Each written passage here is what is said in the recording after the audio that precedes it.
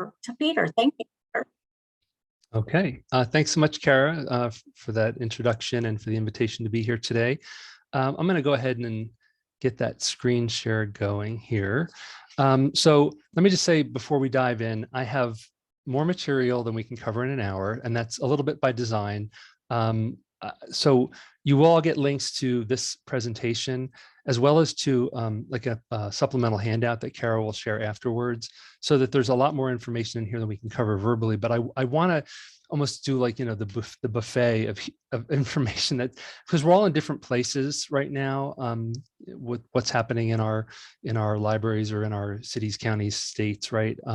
So I want to give some make sure that I'm covering something that's going to be of value to everyone. So I might go a little quickly at certain points, but again, by design. So you can always come back and access this this information. So when Kara first reached out to me, she had asked for, can we talk a little bit about what EveryLibrary is? And I'm happy to do that, but I really wanted to go beyond that and talk a little bit about what's happening across the country and some ways in which, you know, libraries, wherever you're at right now, can do some inoculation and some power building into the future. So EveryLibrary, we're actually two organizations. We began as a 501c4, that's EveryLibrary, we're a political action committee. And our bread and butter was and still is helping libraries on election day, or helping libraries win on election day, because oftentimes we're working with libraries 2 or even 3 years out, as well as working with citizen ballot committees on election days. So they go to ballot and they need to, you know, have voter approval for their budget or a budget increase or a bond, et cetera. And we also support negotiations, support for legislative agendas, and outreach and activism to the public. And by the way, I'm going to come back and we'll dive a little deeper into each of these. Then we have our C3, that's the EveryLibrary Institute. It's our research and policy think tank. So we have a research agenda. Our training programs come out of the Institute side, and also a number of programmatic partnerships and coalitions.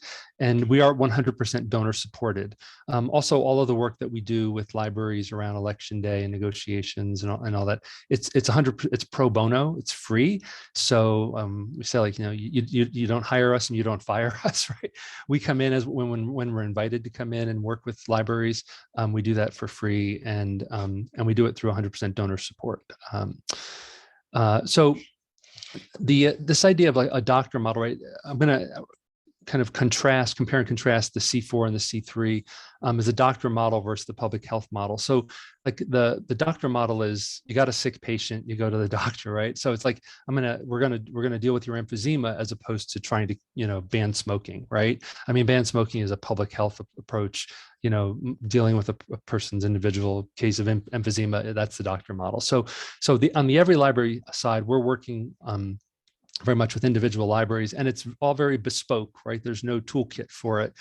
We have to understand your local reality, and then we figure out a course of action that's going to get you over the finish line on election day, right?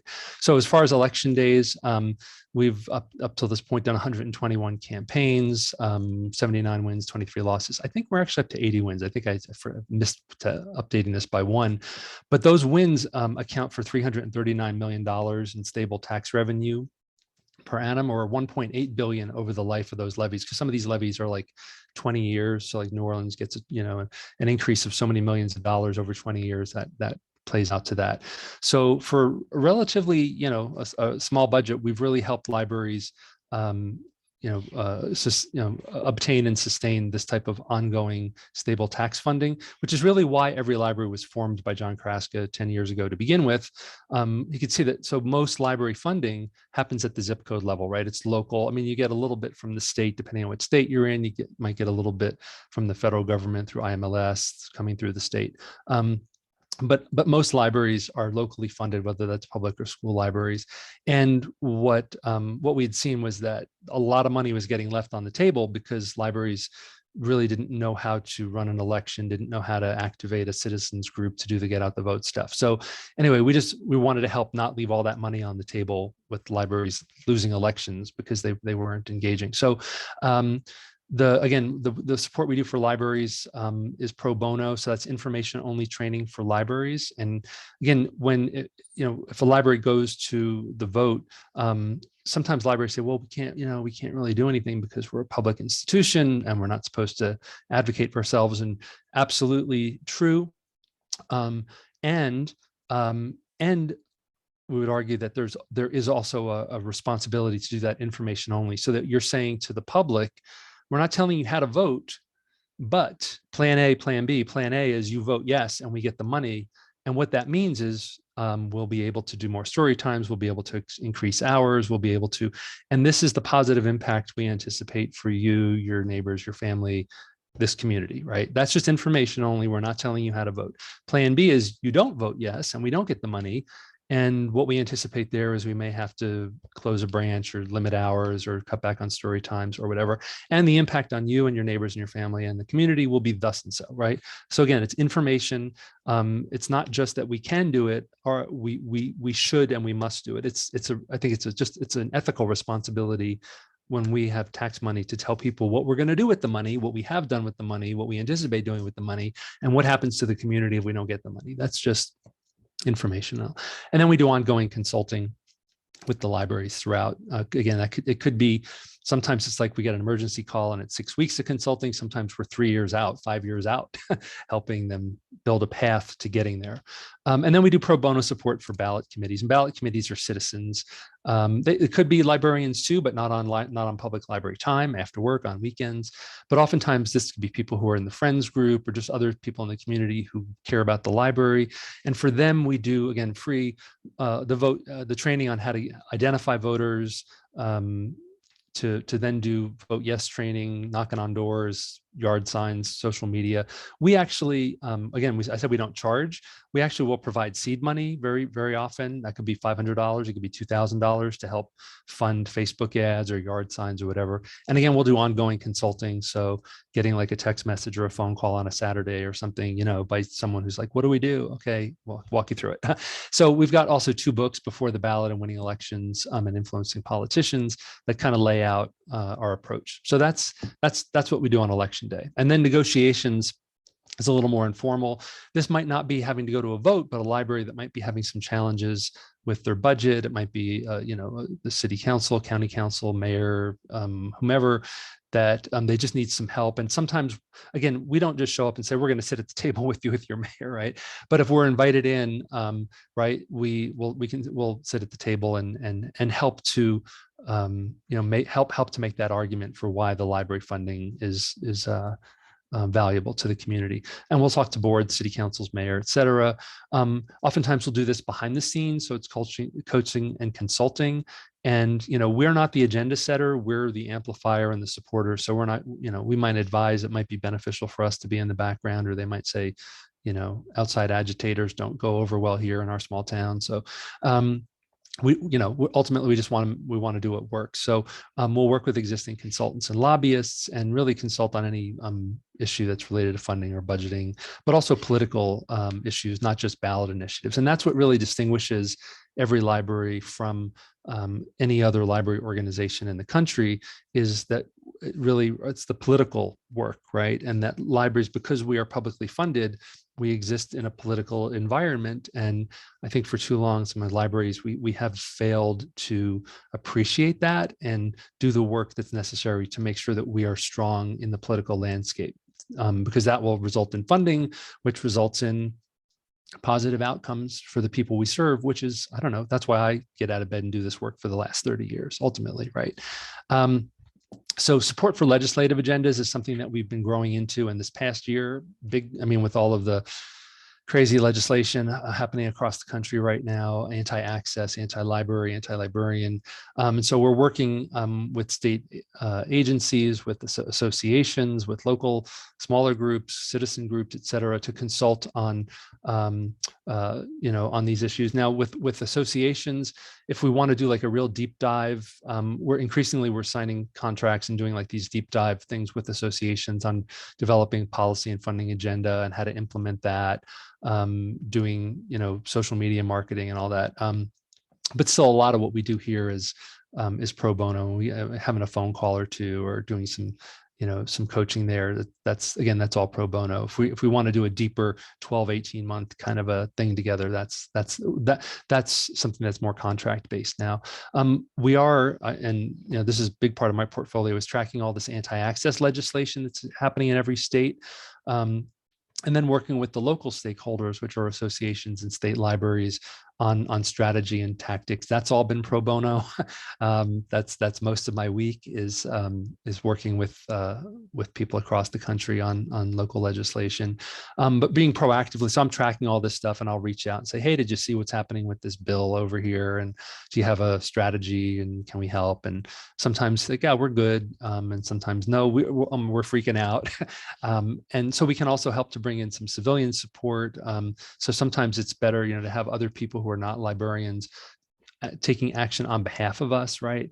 And so we do that work too, and certainly consulting on media strategies as well.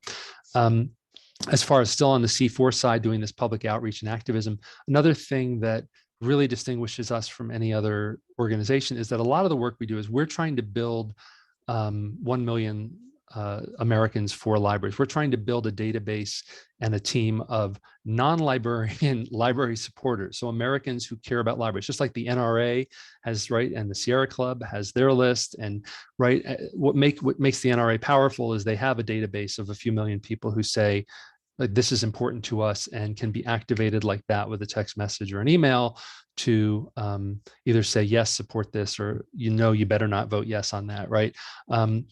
So currently we have about 250,000 people who have self-identified either by signing a petition or a pledge or taking some other action as library supporters. Of course, some of those people are librarians, right? And then through Facebook, we have 370,000. And just FYI, in Indiana, in our database, we've got about 2,500 people. So one of the things that that allows us to do is help with rapid response. So someone in a county in, I'll say, Montana, calls us up and says, there's bad things about to happen with the county. And we, well, we've got 175 people in the county there, and we have their email addresses, and we can get an email out and have them send an email to their county council, and the county, oh, we didn't realize there was 150 people in town that were going to hold us accountable for that. So we can do that rapid response stuff through petitions and other things. We also talk directly to the public through our Medium publication. That's it's an online magazine. I encourage you to go to that and borrow from it, because there's, I don't know, over 100 articles now, I'm sure, on everything like that libraries do, and school libraries as well, from helping veterans to start businesses to, literacy research to all of this. And so those are things that you can kind of take and repurpose for your own newsletters, either at a state level or at a local level, to talk. So it's not trying to get people to come in and use the library per se. It's helping people who may never use the library understand the value of it, so they feel good about funding it, right? Just as like, I don't have kids, but I have told a couple mayors, you're not taxing me enough for our schools. I want, I think our schools are underfunded, tax me more. Not something they probably hear very often, right? And again, we also support citizen groups, watchdog groups to show up and, say, oh no, you're violating policy, or this is inappropriate, and getting emails, letters, calls, even in-person rallies happening. Just as a visual to see, again, we have, I'm sure, over 100 articles in here, but in our Medium, you can see just some of the variety of articles in there. And again, this is out there both to talk to the public and build awareness and support for what libraries do. It also helps us build relationships with people in the media, get some things placed in like parenting magazines and things like that. And we're at the point now where, I don't know if you've seen, like we've Washington Post and the Wall Street Journal both had some articles that EveryLibrary was involved in, giving some background and some direct quotes, and that we've established ourselves through things like this as reliable people to come to talk about libraries when something's in the news. So then there's the public health model. So the institute side is we're not dealing now with an individual library, in a small town somewhere, or a big town in New Orleans, or we're really looking at the global landscape of research agenda, particularly around why do people support libraries? Because if we understand why people support libraries, we can then communicate more effectively and less expensively with them. Doing training programs of all sorts. A lot of that's around advocacy literacy, political literacy, board trainings, librarian trainings, et cetera, as well as a lot of partnerships and coalitions, which you'll see. So we do have a journal, an academic journal called The Political Librarian. We're hosting the censorship database that Dr. Taslin Magnuson has been working on. So really just tracking in great detail what's happening with censorship across the country. And we have that up on our Institute website. We do work on white papers and research reports. Again, these are both things that can be presented to the press, but also to government stakeholders. So this report that we did on the impact of go bonds for libraries in New Mexico helped them to get a huge, I don't know if we more than doubled, I don't think it quite hit triple. I should have those numbers, but I'm not always great with the details. But this go bond in New Mexico, I know they got $19 million approved this year. I think it was down to, it had been at 6 or 9 anyway. But doing the actual research and writing this up in a very nice white paper type report, and then coaching on how to work with legislators to understand this report. That's some of the, that C3 side work that we do. It's the research that's, creating a larger understanding of the value of libraries. And then again, just a quick visual of just some of the reports to give you a sense. And again, these are here for all of us to use. So you can use them, you can repurpose them, you can quote from them. Right, if it's helpful to understand how building literacy skills leads to economic growth, right? I mean, certainly, I'm in Utah, by the way, so red state, and economic growth and entrepreneurship is huge here, right? I mean, it's a value of the state. So being able to talk about, hey, this is why you want to fund libraries if you really want economic growth, right? That kind of thing. So you can check out the research agenda on our EveryLibrary page. There's the Institute, and then training. I mentioned advocacy trainings for librarians, for boards, some statewide marketing and advocacy campaigns. We do have on-demand webinars available on our website, both premium and free. Even the premium ones, I believe it's kind of the love donation, love offering. You go to the yoga class, like it's not free, but just you decide what you're going to give us here. We also do live webinars. This is one of them. Customized trainings and keynotes. So what do you need? What do you want? We'll customize that for you. And then in the next two years, planning to build out a real structured kind of intro, intermediate, advanced trainings with a leadership institute to boot. So there's a lot of leadership institutes out there, but really not one that focuses on political leadership, right? And in libraries. And that's not just going to be for directors. It's how do we all show up in a way that we're cognizant of the political realities that we exist in, and how do we navigate effectively? That's not just the director job, right? So some of the partnerships and coalitions, there's too many to list, but again, just to give you a sense of, we actively partner with a lot of people. I mean, I actually just was on a call yesterday morning at 8 a.m. with Florida Freedom to Read Project and Mom for Social Justice. And sometimes they find us, sometimes we find them. Oftentimes they're like, hey, that was great. You also need to talk to. But one of the interesting things is, if I had a nickel for every time I've heard, we've never been contacted by libraries before, or we didn't even think that, oh yeah, gosh, why aren't libraries at the table? Oh, well, why didn't we think of you? Over and over and over and over again. So I think that shows a real gap in the way we as a profession have been willing, able to show up as coalition partners with others. I think we do it great on a local level, fantastic at the local level, right? At the national level, we don't always show up. And when we do, they wrap their arms around us and say, we're so glad you're here. So okay, so that's EveryLibrary. There's the 101. What I want to dive into now is a little bit of an environmental scan of just what's happening in the country right now. Probably know this, but we're seeing huge increases in public library challenges across the country. Oftentimes, these are groups that were first organized to protest masks. Then they turned to school libraries and curricula, anti-CRT, and increasingly turning their attention to public libraries. There was actually just an article today, forget which publication, but about focusing now on like Overdrive and the ebooks, right? This nationwide network of individuals and groups is getting stronger and better networked. And we know this isn't a guess. One of the things we've done is contracted with a pretty high level firm to kind of do some research on this. So we have some mapping on that. Challenges are focused on diverse content, right? So oftentimes they say we're against porn, but when you look at what they're actually challenging and all the lists, right, it's against diverse topics.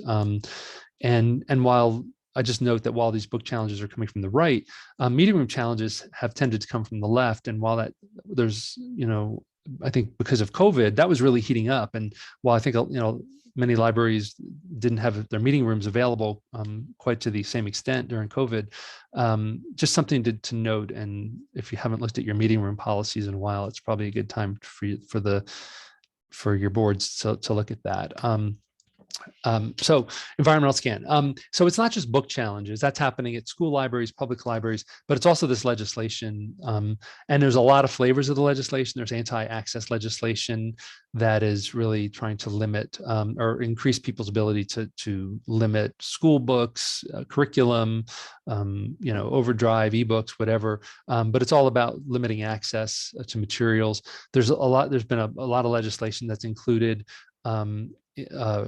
allowing for civil and criminal penalties against librarians, teachers, and board members. So saying, if a kid gets their hand on this book, we will actually arrest you, or you can be sued for $10,000 or things like that. So, I can go off on some tangents there, but that's the gist of that. Legislative bans or limits on discussing or teaching certain topics you're well aware of, I'm sure, these anti-indoctrination bills. And then boards being taken over. Some laws have been rewritten. Kentucky is one that just passed some laws that basically is going to allow their the county executive judge to appoint all of the library board members and basically make library boards advisory as opposed to governing. So that's going to lead to politicization of library boards, which will again make it easier to ban materials and things like that and limit programs and displays. So that's happening everywhere. Again, these allegations are that it's porn and obscenity, but the focus is really on LGBTQ plus and BIPOC authors and stories. You could look at, again, Taslin Magnuson's censorship database that's on the EveryLibrary Institute website to really see the details there. Basically, the materials being challenged do not meet the legal definition of obscene or harmful to minors, and thus they're entitled to the full protection of the First Amendment as protected speech, because that's what the First Amendment does. It says all speech is protected except, and then there's some carve-outs, child pornography, things like that, harmful to minors. But what's sitting on our shelves doesn't meet that, so it's entitled to the full protection of the First Amendment. So the fact that these allegations aren't true and that they may or may not be made in good faith, I think some are made in good faith, doesn't really matter. They're not legally viable, but that doesn't mean we don't have to deal with it. And we are dealing with it, right? It's just the reality of where we're at. So this is, these challenges happening at every level of government, city, county, state, federal. Right now, it's, school libraries, it's difficult. We're not going to solve it like in the next 30 minutes. And I don't think it's what any of us signed up for when we got into libraries, but it's what we got. So that's what we're having to deal with. And there's just no magic, wand or word or toolkit that's going to help us with this, right? But what we can do is we can do our own local analysis and come up with a strategy. And we have to, like, locally, where's the power lie? Who's organized? Where's the money coming from? How do we message this in our community in a way that's going to resonate, and come up with some strategy and start getting into some mitigation tactics? Because we have to show up. We actually have to take action and show up, and not alone either. We have to find coalition partners. We have to, work with citizens who care and have a pulse. So this is not just an intellectual freedom problem. God bless the Office of Intellectual Freedom for the great work they do. This is a political power problem, and that's where, again, EveryLibrary would distinguish that we show up with help when there are political issues and shenanigans happening. So we can say that there's what I would call normal challenges, and that is that there's a legitimate policy that's been passed that can be followed openly and transparently and consistently. And when that happens, like as uncomfortable as it may be, it's a normal challenge, right? So we bring it back to the policy. That's what we stand on, right? So that policy leads to legitimate outcomes. If we have a legitimate policy and we follow it, the outcome is therefore legitimate, right? And hopefully our policies have been codified in a way as to codify our mission and our values, right, in such a way that it complies with the law, and it also protects the board and taxpayers from unnecessary and costly litigation. Because if we don't follow our policy, that's where someone can come in and sue. And most board attorneys will say you're looking at a six-figure settlement if you don't get those books back on the shelf because you did not follow policy when you remove them. It's also important to point out that First Amendment also protects the right of the petitioner. It's right in there, the right to petition your government. And so as a government agency, like we have to welcome, not just in word, but in spirit, when citizens come to us with concerns, right, and want to fill out a challenge form, it protects them too, and we have to welcome that. And lastly, talking about our values and our mission is going to help us stay grounded in our moral compass, right? So that's what we come back to. Who we serve, why we serve them, that's going to help us weather the storm. It's still going to be a pain in the neck. That's a normal challenge. Now, politicized or performative challenges, right, is we can't just message, we can't just talk, we've got to organize. I'm going to actually bring up some flow charts here in a second that hopefully will help us visualize this. But right now, there's the vectors of attacks for these political challenges or parental concerns or control. There's anti-union, anti-education money and support behind this. And so there's even, I think, an end game. A lot of these attacks, the end game is to hurt people's is to attack people's sense of trust in public funded services, schools, libraries, et cetera. So it's a wedge issue being used for political gain. The individuals or organizations can be formal or informal. Again, there's what I'd call the true believers, individuals out there who are just really concerned, and they're finding networks, and the networks are finding each other. So the Moms for Liberties are finding the Utah Parents Uniteds and et cetera. They're sharing targeted list of books. They're sharing and advising each other and coaching each other on what works, how to show up at their board meetings to create disruptions, et cetera. And their intended outcomes are about dismantle, disrupt, destroy, right? They want to get books banned. And again, I think there's definitely true believers who think this book is inappropriate. They don't want it in the school. That's an opinion. That's a legitimate opinion, and they can legitimately advocate for that. There are also organizations and groups that are seeking to just establish or expand their network, identify supporters, find donors. So it's a hot button issue. Anything that gets people angry can get them to click donate $10 or right, or here's my email address. So it builds political power. And it weakens public education, right? There is definitely some endgame stuff here about redirecting public funds towards private schools. So that's just so we understand the landscape here. So here's just an attempt to sort of look at this as a flow chart, right? So if you look at the upper left there, the challenge, right? If you're just following policy, your committee reviews the material, they issue a decision, right? They engage with the public, and here's the outcome. So whatever that outcome is, it's legitimate, you followed policy, super, right? Going down, there's disrupt, dismantle, right? Where there's a political agenda, where perhaps policy is not being followed. And there's two ways that can go. To the left, if political power is being exercised and we don't show up with equal political power to counter that, what we wind up with is books are banned, weeded, or disappeared. If we can show up with organization, and not we as librarians, as publicly tax funded people on public tax time, but organize, having community members show up and fight as a watchdog group to achieve a legitimate outcome, right? So that's really what we're fighting for, is that basically that policy is followed. We're not saying that yes, this book, no, that book. We're saying we've got a legitimate path to follow here, and it's not being followed. So that's the point at which we need to get organized and fight for policy, fight for due process. And I'm not going to go too deep into this 3 dogs in the fight, but just to give you an idea, and it is important to realize we're not in this alone, and we shouldn't be. We shouldn't try to go it alone. Sometimes all it takes is like 2 or 3 people in your community that have the fire in the belly and maybe a little bit of time to show up at some board meetings and do some letters to the editor and that type of thing. But this model of having a watchdog, the watchdog is, and think of this as a role, as not a group, but showing up as a watchdog role is saying, hey, wait a minute, we've got a policy here, and that policy is not being followed. And this is what should be happening. This is what we see happening. That group could actually document this and write it up as a 1 or 2 page report or a letter to the editor, and actually issue it back to the board and say, we're watching you and this is what's happening. It's problematic. The guard dog role is then organizing allies and the media. So it's like, who else in this community cares? We're going to have a press conference. We're going to talk to the media about this. We're going to say to the media, here's our analysis of what's happening with this library board or the school board. It's illegitimate. There's some problems. You need to report on it. And the bird dog role is getting people into action. So that's, writing letters to the editors, showing up at the board meeting, signing up to speak, all that, right?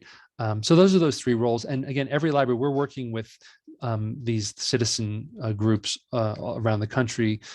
We can't conjure them up from thin air, right? So if we need to have someone contact us and say, I've got the couple names, and then we can work from there again. And librarians can be involved in these groups, but not on public time. Okay. So as for the importance of policy, this I'm going to go through relatively quickly because it's all here in the presentation, and there's a lot of this is in the handout that you can see the link to right there, which you'll get that. So you can kind of spend some more time with this, but I encourage you to think about your policy, analyze your policy, and work with your boards on this. Again, I'm not going to go through all of this, right? But it's really important that our policy really is reflective of the purpose and mission of the library, and that it's reflective of a commitment to all residents, that it ensures transparency and due process. I'm going to zip ahead here.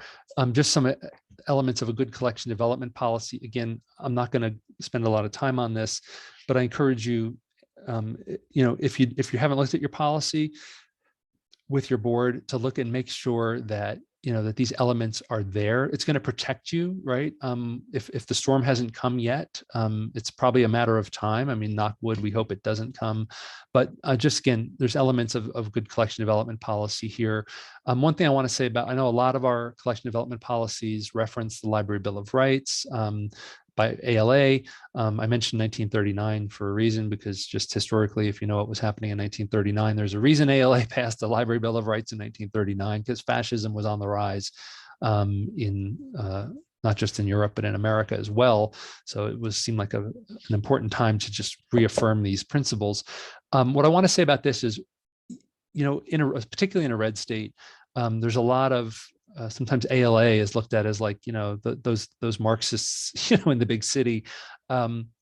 It's not necessarily a great idea to be referencing ALA, or your board might not want to reference ALA. But the principles that are in the Bill of Rights, that's what's important. So even if you don't reference the Library Bill of Rights, it might even be more effective to pull these principles out and not mention where they're coming from. That's a strategic, tactical analysis that you need to make in your own community. But having those principles there for sure. So a quick summary of what makes a good policy for collection development is really just, is it good? And then there's different ways of answering the question. Is it good? Is it affordable? Is it reflective of a variety of perspectives? So like, will it serve everybody? And then there's is it accessible in preferred formats? This elements of good reconsideration of materials policy. This, again, I'm not going to spend too much time on, but this is where we can get into trouble if we don't have that good reconsideration of materials policy. So it's got to reference back to the selection policy and say, this is the criteria that are laid out. Did we follow those criteria, right? It's, I think, putting some limitations on who can initiate a process. So being clear that only residents in the library's funding jurisdiction may initiate a request for reconsideration, or some, a library card holder, right? Although we might want to just say a resident in the library's funding jurisdiction. There's different ways of wording that. But the idea is we don't want any rando to show up and be able to initiate a challenge.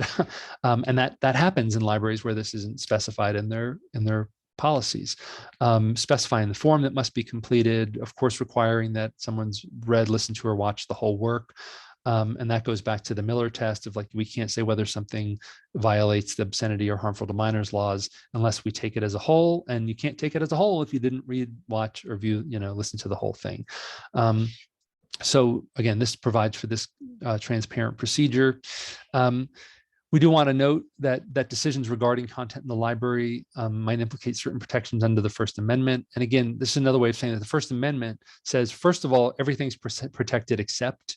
So, and then as a government agency, we can only place limitations on time, place, and manner, blah, blah, blah.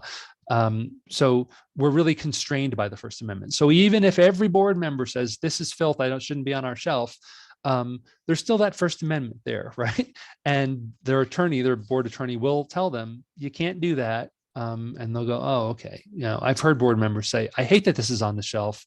And our board attorney told us, sorry, you got to put it back.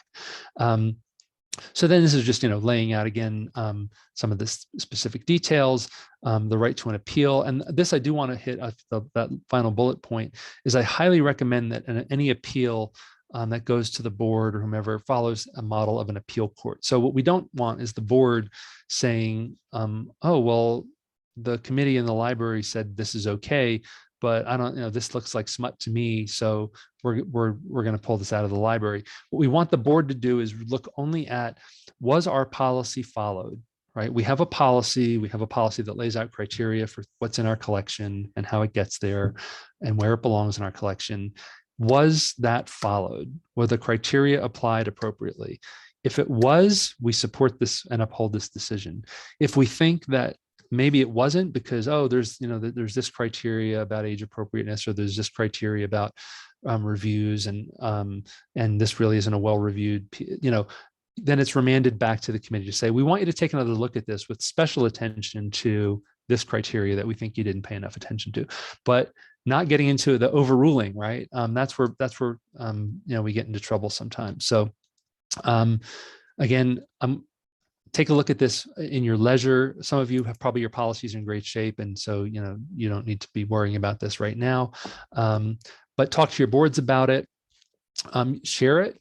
You can share the presentation and the handout. I just realized I probably have to update those links, but I will. And do that policy audit with the board and then revise as needed. So, okay, with our time left, looks like we have about 20 minutes. Inoculation, how do we protect ourselves moving forward? Okay, so I've been talking about politics, right? So there's three sources of political power. There's voters and supporters, right? So there's civilians, people who are will contact an elected official and say, I want you to do this, or I don't want you to do that. That's my opinion, and I'm your constituent.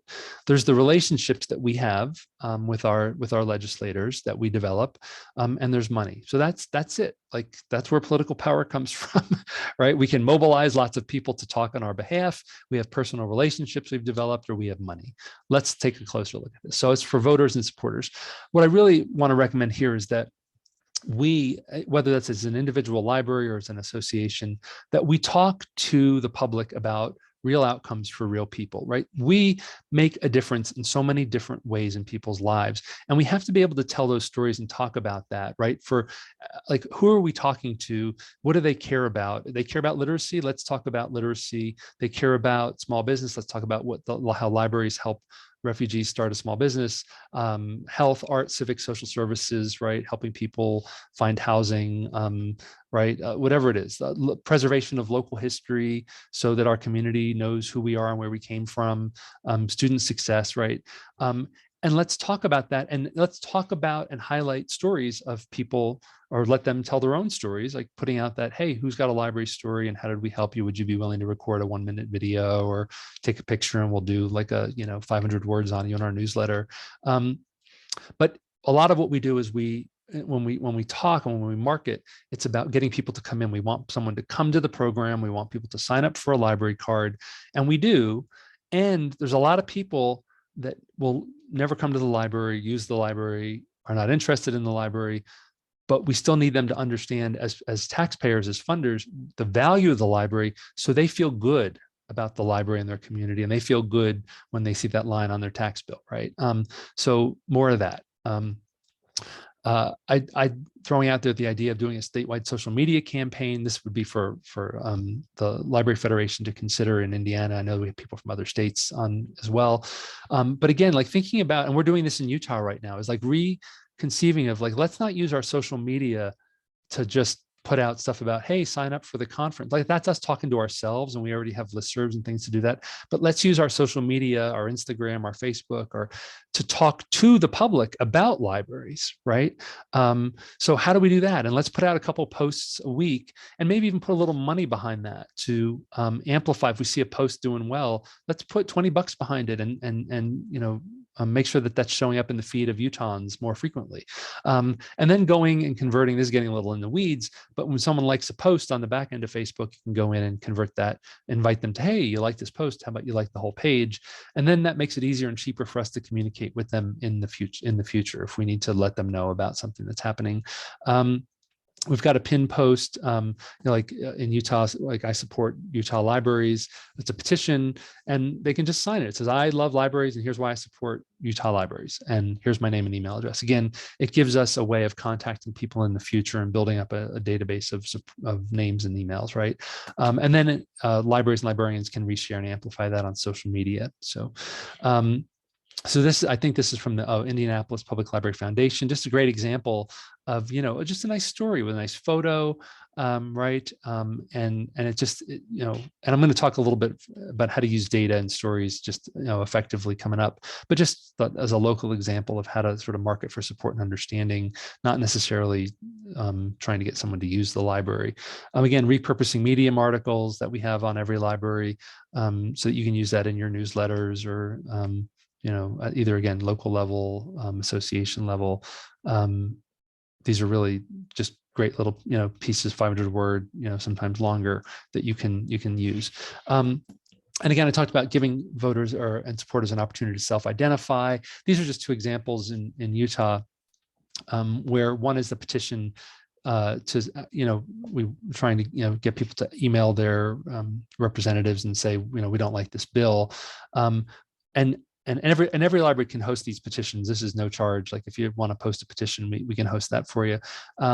And then just the generic, I support Utah libraries, and that's just an evergreen. It's always up there. We're always promoting it. And every day, like we're ticking up in number of people who have just signed that, so we can reach out to and contact them. As far as building relationships, again, this is just, getting up on the hill is great, and we do that. And Rebecca comes. So I'm co-chairing of ULA Advocacy. That's Rebecca Cummings, my co-chair partner, and we get up on the hill during session and meet with people. But or stay end. As important, if not more important, is reaching out and meeting with legislators off session, and doing that on a regular basis, building those relationships so they know who we are. It's much harder to put an anti-library bill up when it's like, oh, but I know Peter and Rebecca, right? Or I know whomever, or let me call them for some input on this. Hey, this thing's being floated. Do you have concerns about it? So this is a long game over time, building those relationships. And of course, building relationships with your local city council, county council, whomever, mayor. Like these are the people who are a couple years going to be in the state legislature. So those are all that relationship on the local level is going to serve double duty for value at the local level, and then as people kind of get called off the bench to move up. So just some suggestions on how to do this off session. Just call and say, hey, can we have lunch? I just want to talk about library. You can ask for help. I'm interested. What are your priorities going to be next year on the Hill? And let's see, how can libraries help, support your agenda? Inviting to library events, photo ops are always great, right? Following and interacting on social media, right? Liking their tweets, retweeting their tweets. Seems like a lot of legislators, particularly, and local mayors, council members are big on Twitter. Go to some town halls, show up at conventions. Certainly, I'd never meet with an elected official without researching them first and finding out what do they care about, both personally and professionally, so we can kind of start aligning our words and our our messaging to the things that they care about. Showing up at campaign party fundraisers. Again, this is not like on public time necessarily. And even volunteering on a campaign, especially, if it's a campaign that aligns with your values, et cetera. And then like, I know someone who's a really effective executive director of a local C4, and she's gotten really into playing online games with legislators, so developing, relationships that way. Okay, so I talked about voters and supporters, and talked about relationships, and now we're going to talk about money. We don't have any. We're not going to be the pay to play people, right? We're not buying a $5,000 dinner, at someone's fundraiser. So we really have to rely on those other two, right? So as sort of a suite of advocacy tools and strategies here, right? There's these awareness campaigns, right? Marketing, there's action campaigns. And again, that's EveryLibrary, that's our bread and butter. So you can just pick up the phone and call me and say, we need to activate some members of the public here around this bill or this, whatever, and do that at school board level, at a state level, doesn't matter. Helping with that supporter ID. Didn't really talk too much about coalition building, but that's in the handout. And it's really about asking who else cares, and making contact with them and developing relationships so that we're not. And so as an example, in Utah, when this, there was some bad bills coming our way, we did a press conference and we showed up with the NAACP and the Pacific Islander group and the LGBTQ plus Chamber of Commerce. And so it's groups, established groups from across our state showing up to say we have concerns about this. So it's not just librarians saying don't do this to us. It's all of us saying we have shared concerns. We have common cause and common concern here. Use our publications and white papers, repurpose them, quote from them.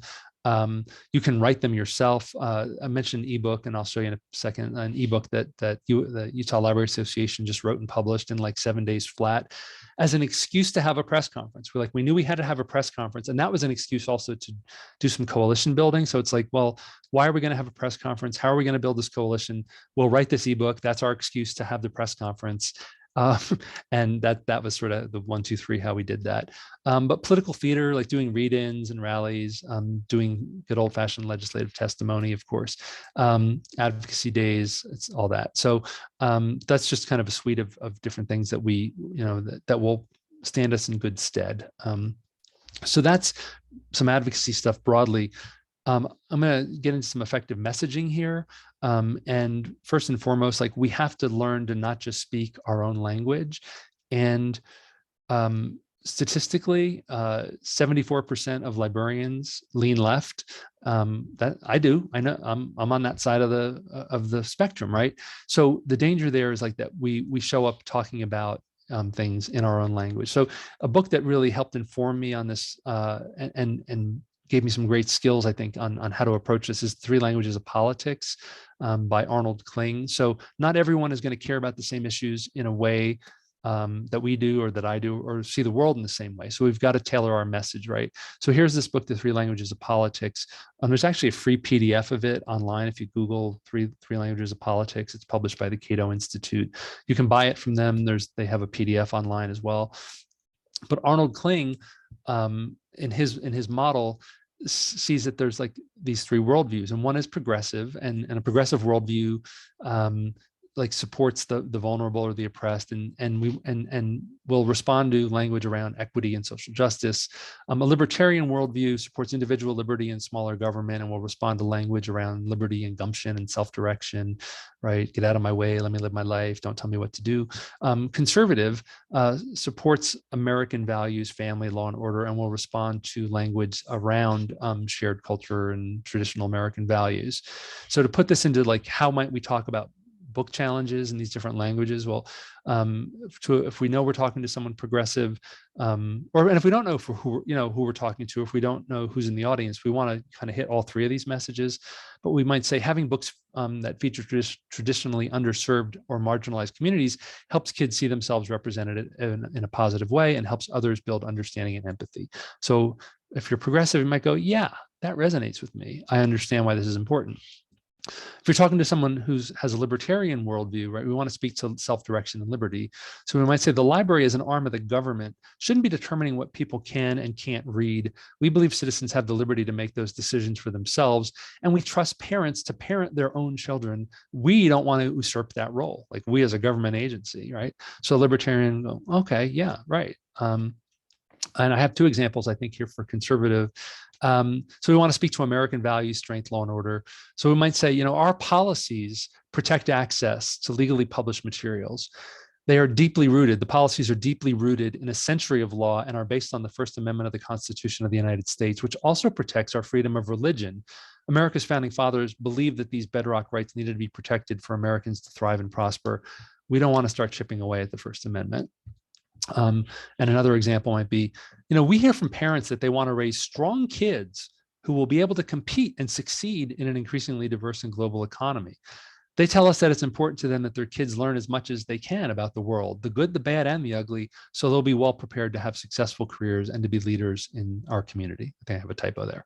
So those are just some examples of how we might message the library. And this is great to, you can think about all the different ways in which libraries provide value to the community.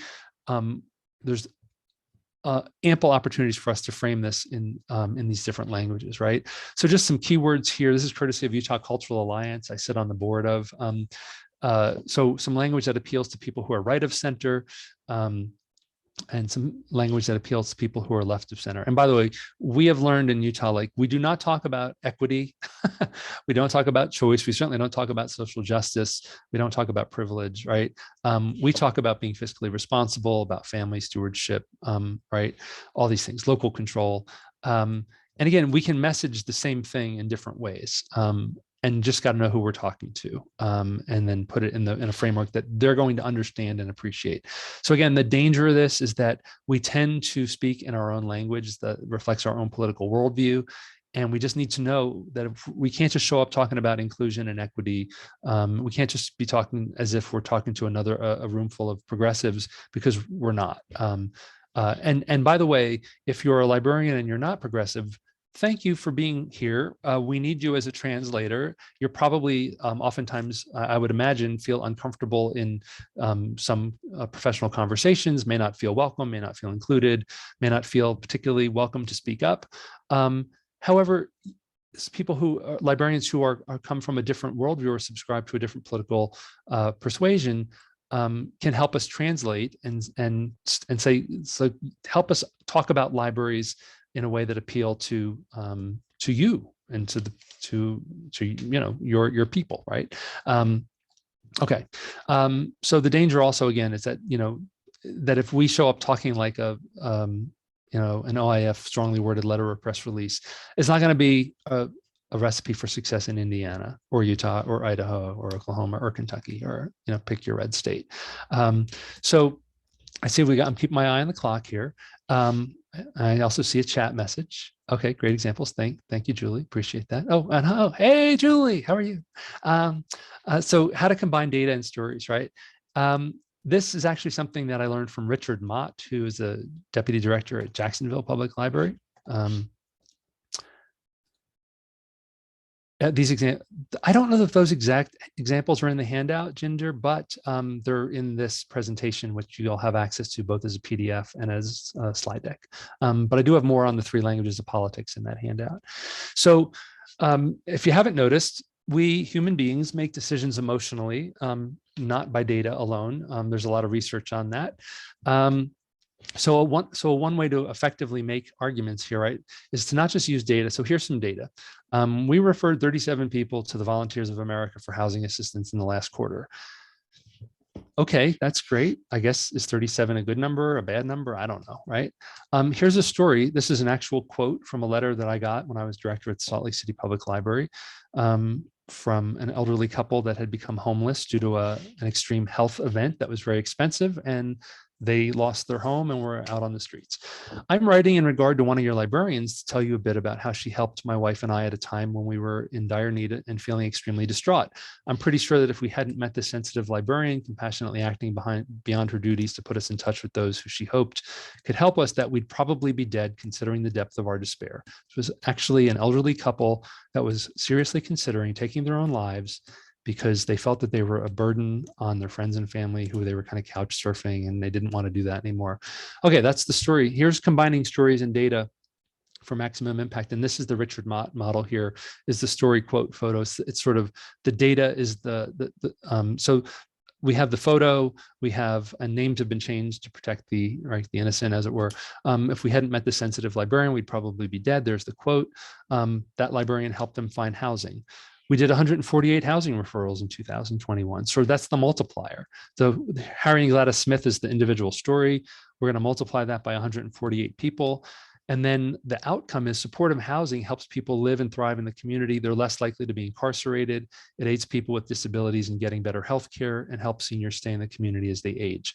And there I'm going to link out to the report that talks about those outcomes. So, we can usually provide, as local librarians, finding a quote, a story, we can provide the multiplier. That's how many things did we do. And then we need to usually look outside for some research that talks about the outcome. Just another example here, like my grandma takes me to the library every week. I read 127 books. We gave 26,000 new cards out after we went fine free. Reading builds vocabulary, which is a key indicator of future academic success. So it's kind of a real quick 1, 2, 3.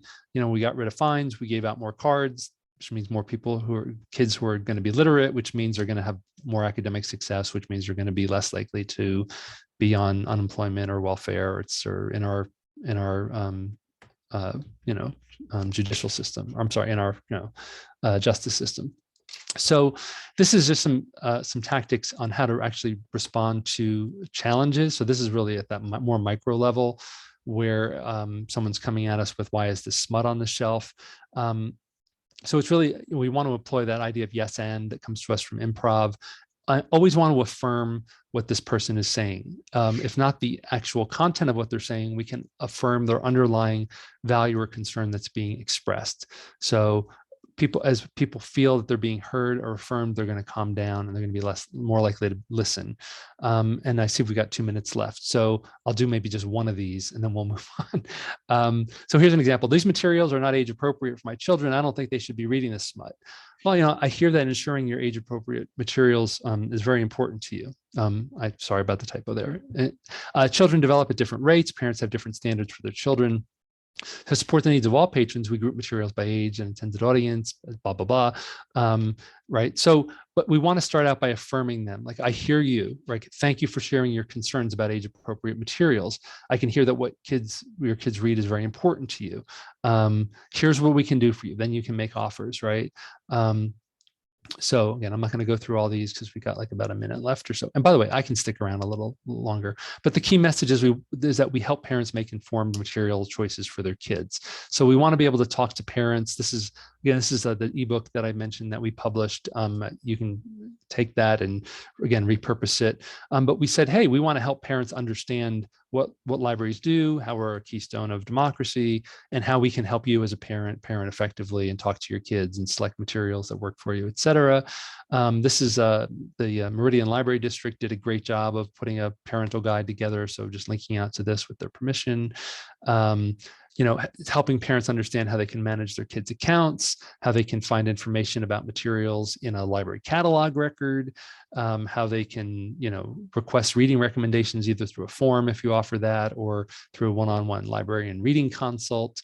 Novelist, if you have that available, how you can help them to figure out their own reading lists based on their own, appeal factors and age appropriateness for their kids, pointing them to Common Sense Media, just doing a good old Google search. That's going to give them a lot of information about what is or isn't in those books to help them parent effectively, right? So I see we're at 12:30 here again. As I had said, we're not going to get through all this, but I think this is literally like the last slide. So as far as the coalition building, it's asking that who else cares and thinking about educational, social welfare, government, civic, business, and identifying not just the organizations, but the people in them, and picking up the phone, having lunch, and starting to or continuing to build those relationships. If you haven't already, there's more on this in your handout. As far as preparing your board, again, it's in the handout. Talk to them about what's happening if they don't already know it, and talk to them about the importance of doing that policy audit. And lastly, we could easily despair right now. But we are finding our supporters, right? And there are legion. There's so many people who understand and support us. There's an opportunity to build new coalition relationships with organizations across our communities. And this might just be the shock we've needed to wake up and understand that we exist in a political realm, and we've got to behave as such. So we're in this together. Please don't hesitate to call me or any of my colleagues at EveryLibrary for a formal or informal, just like help. Like, what do we do? Like, we have those calls all the time, and we're just happy to have those calls, again, pro bono. We're not charging anything. We're happy to offer that consulting, coaching, whatever you need, based on your local realities. So it says discussion, but we really probably don't have time for it. I can stick around. But thank you. Again, you'll get links to this presentation. You'll get links to the handout. And there's a lot of extra slides beyond this one for if you want to go deeper. So sorry, I went a minute or over there. Yeah, I can hang out a little bit. That's fine. And just so everybody knows, I'll send out everything Peter's talked about, the handout, etc., in your follow-up email. I will also email your certificate. But if you want to hang out and talk to Peter for a little bit more, or have specific questions, he's willing to hang out for a few more minutes. Mm-hmm. And thank you, Peter. That was excellent. Oh, very, very informative. Great. Thanks for that feedback. Mm-hmm.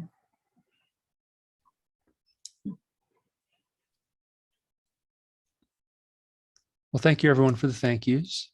And again, if anyone wants to talk offline, let me.